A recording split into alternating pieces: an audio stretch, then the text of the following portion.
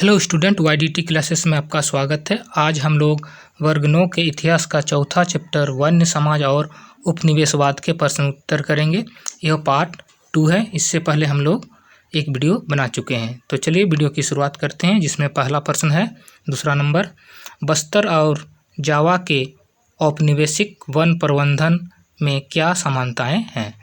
तो जो भारत का क्षेत्र है बस्तर और इंडोनेशिया का एक क्षेत्र है जावा, वहाँ के जो औपनिवेशिक वन प्रबंधन थे उसमें क्या क्या समानताएं थी। तो इसका उत्तर है बस्तर और जावा के औपनिवेशिक वन प्रबंधन में निम्न समानताएं हैं, जिसमें पहला है बस्तर में वन प्रबंधन अंग्रेज़ों के हाथों में और जावा में डचों के हाथों में था। तो जो बस्तर का क्षेत्र था वहाँ का जो वन प्रबंधन था वो अंग्रेज़ों के हाथों में था और जावा में डचों के हाथों में था। दूसरा है दोनों ही सरकार अपनी ज़रूरत जैसे जहाज निर्माण के लिए लकड़ी चाहती थी और उन्होंने अपने एकाधिकार के लिए काम किया। और दोनों ही सरकार अपनी ज़रूरत जैसे जहाज निर्माण के लिए लकड़ी चाहते थे और उन्होंने अपने एकाधिकार के लिए काम किया, मतलब अपने लिए ही काम किया। तीसरा है दोनों ने ही ग्रामीणों को घुमंतू खेती करने से रोका और दोनों ही सरकारों ने ग्रामीणों को घुमंतू खेती करने से रोका। चौथा है दोनों ही उपनिवेशिक सरकारों ने स्थानीय समुदायों को विस्थापित करके वन उत्पादों का पूर्ण उपयोग कर उनका पारंपरिक आजीविका चलाने से रोका। और दोनों ही सरकारों ने वहाँ के जो स्थानीय समुदाय थे उन्हें विस्थापित करके वहाँ के वन उत्पादों का पूर्ण उपयोग किया और उन्हें अपने पारंपरिक आजीविका चलाने से रोका। पांचवा, बस्तर के लोगों को आरक्षित वनों में इस शर्त पर आने दिया गया कि वह लकड़ी का काम करने वाली कंपनियों के लिए काम मुफ्त में क्या करेंगे। तो बस्तर के जो लोग थे उन्हें आरक्षित वनों में एक शर्त पर आने दिया गया कि वे जो वहाँ लकड़ी का काम करने वाली कंपनियां हैं वहाँ वे मुफ्त में काम किया करेंगे। इसी प्रकार के काम की मांग जावा में भी पेड़ काटने और लकड़ी ढोने के लिए ग्रामीणों से की गई और इसी प्रकार का भी मांग भी जावा में ग्रामीणों से पेड़ काटने और लकड़ी ढोने के लिए की गई। छठा है जब दोनों स्थानों पर जंगली समुदायों को अपनी जमीन छोड़नी पड़ी तो दोनों जगह विद्रोह हुआ। तो जब दोनों जगह वहाँ के रहने वाले समुदायों को अपनी ज़मीन छोड़नी पड़ी तो दोनों ही जगह विद्रोह हुआ, जिन्हें अंततः कुचल दिया गया और जिन्हें अंत में कुचल दिया गया। जिस प्रकार 1770 ईस्वी में जावा में कलांग विद्रोह को दबा दिया गया, उसी प्रकार 1910 ईस्वी में बस्तर का विद्रोह भी अंग्रेजों द्वारा कुचल दिया गया। तो जिस प्रकार 1770 ईस्वी में जावा में कलांग विद्रोह हुआ, कलांग एक समुदाय है, तो उस विद्रोह को दबा दिया गया, उसी प्रकार 1910 ईस्वी में बस्तर का विद्रोह भी अंग्रेजों के द्वारा कुचल दिया गया। तीसरा प्रश्न है सन 1880 से 1920 के बीच भारतीय उपमहाद्वीप के वनाच्छादित क्षेत्र में 97 लाख हेक्टेयर की गिरावट आई।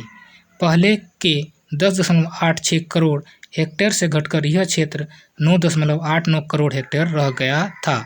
इस गिरावट में निम्नलिखित कारकों की भूमिका बताएं। तो क्या हुआ कि 1880 से 1920 के बीच भारतीय उपमहाद्वीप के वनाच्छादित क्षेत्र, मतलब वन वाले क्षेत्र में 97 लाख हेक्टेयर की गिरावट आ गई, मैंने कमी हो गई। जो पहले 10.86 करोड़ हेक्टेयर था वो घटकर 9.89 करोड़ हेक्टेयर रह गया। तो इसके लिए जो कारण थे, जो कारक थे जिनके कारण हुआ था वो ये निम्न है और उनके बारे में बताना है। तो जैसे रेलवे लाइनों के प्रसार के साथ साथ बड़ी तादाद में पेड़ काटे गए। अकेले मद्रास में 1850 के दशक में प्रति वर्ष 35,000 पेड़ स्लीपरों के लिए काटे गए। तो रेलवे लाइन के प्रसार के साथ साथ क्या हुआ कि बड़े तादाद पर पेड़ काटे गए। अकेले मद्रास में ही 1850 के दशक में 35,000 पेड़ स्लीपरों के लिए काटे गए। स्लीपर वे होते हैं जो रेलवे लाइन के बीच में जो लकड़ियाँ दी जाती है उन्हें स्लीपर कहते हैं। सरकार ने निजी ठेके दिए और सरकार ने पेड़ काटने के लिए निजी लोगों को ठेके दिए। ठेकेदारों ने बिना सोचे समझे पेड़ काटने लगे, जिससे रेलवे लाइनों के सामने वाले जंगल तेजी से खत्म होने लगे और जो ठेकेदार थे वे बिना सोचे समझे पेड़ काटने लगे, जिसके कारण रेलवे लाइनों के सामने वाले जो जंगल थे वो तेजी से खत्म होने लगे। जहाज निर्माण। औपनिवेशिक शासकों को अपनी सेना की शक्ति बढ़ाने के लिए और व्यापारिक जहाज़ों के निर्माण के लिए भारी मात्रा में इमारती लकड़ियों की आवश्यकता थी। तो जो औपनिवेशिक शासक थे उन्हें अपनी सेना की शक्ति बढ़ाने और व्यापारिक जहाज के निर्माण के लिए भारी मात्रा में इमारती लकड़ियों की आवश्यकता थी, जो सख्त, लंबी और सीधी हो। तो और वैसी लकड़ियाँ जो सख्त हो, लंबी हो और सीधी हो। इसलिए सागौन और साल लकड़ी को छोड़कर दूसरे किस्म के पेड़ों को काट दी गई। तो इसके कारण क्या हुआ कि जंगल के जो सागौन और साल की लकड़ी थे उन्हें बचा कर रखा गया और दूसरे किस्म के पेड़ों को काट दी गई। व्यावसायिक कृषि। व्यावसायिक खेती के अंतर्गत गन्ना, गेहूँ, जूट जिसे पटसन भी कहते हैं तथा कपास आदि फसलें शामिल हैं। 19वीं शताब्दी में व्यावसायिक फसलों की मांग बढ़ गई। बढ़ती मांग को पूरा करने के लिए जंगलों को काटकर नकदी फसलें उगाई जाने लगी। नकदी फसलें मतलब जिनका व्यापार होता है, जिनसे रुपया कमाया जाता है। अगला है चाय कॉफ़ी के बागान। यूरोप में चाय, कॉफ़ी और रबड़ की मांग बढ़ने लगी तो उसे पूरा करने के लिए औपनिवेशिक सरकार ने बड़े भूभाग के पेड़ों को काटकर जमीन सस्ते दर पर बागान मालिकों को दे दिया। अगला है आदिवासी और किसान। वनों के आसपास रहने वाले आदिवासी और किसान पूरी तरह वन उत्पाद पर निर्भर थे। वे अपनी आवश्यकताओं की पूर्ति के लिए जैसे झोपड़ी बनाने, जलावन की लकड़ी आदि के लिए वनों की कटाई करते थे। अगला प्रश्न है 4 नंबर, युद्धों से जंगल क्यों प्रभावित होते हैं? तो इसका उत्तर है युद्धों से जंगल निम्न प्रकार से प्रभावित होते हैं। पहला है भारत में चालू योजनाओं को स्थगित करके ब्रिटेन की जंगी ज़रूरत को पूरा करने के लिए वनों की भारी तादाद में कटाई की जाने लगी, जिससे वन तेजी से खत्म होने लगे। तो जब विश्व युद्ध चल रहा था तो उस समय भारत के जो चालू योजनाएं थे उन्हें रोक करके ब्रिटेन की जंगी ज़रूरत मतलब युद्ध के लिए जो ज़रूरती सामान है उनको पूरा करने के लिए वनों की भारी तादाद में कटाई की जाने लगी, जिससे वन तेजी से खत्म होने लगे।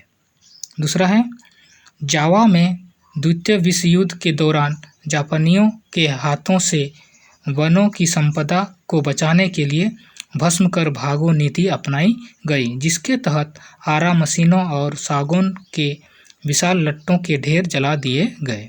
तो जावा में द्वितीय विश्व युद्ध के दौरान क्या हुआ, जब जापानियों का कब्जा हो रहा था तो उस समय वनों की संपदा को बचाने के लिए वहाँ भस्म कर भागो नीति अपनाए गए, जिसके तहत क्या हुआ कि आरा मशीनों को और सागौन के जो विशाल ढेर थे, लट्टे थे, उन्हें जला दिया गया। तीसरा है युद्ध के बाद इंडोनेशिया के लोगों के लिए वनों एवं उनसे जुड़ी भूमि को पुनः वापस पाना बड़ा कठिन हो गया। तो क्या हुआ, युद्ध के बाद इंडोनेशिया के लोगों के लिए जो वनों और उनसे जुड़ी जो भूमि थी, जो दूसरों के कब्जे में थी, उन्हें वापस पाना बहुत कठिन हो गया। तो आज हमने वर्ग 9 के इतिहास का चौथा चैप्टर के प्रश्न उत्तर किए। अगर आपको ये वीडियो अच्छा लगा तो लाइक और शेयर कीजिए, और अगर आप इस चैनल को पर नए आए हैं तो इस चैनल को सब्सक्राइब कीजिए। मिलते हैं हम लोग अगले वीडियो पर। धन्यवाद।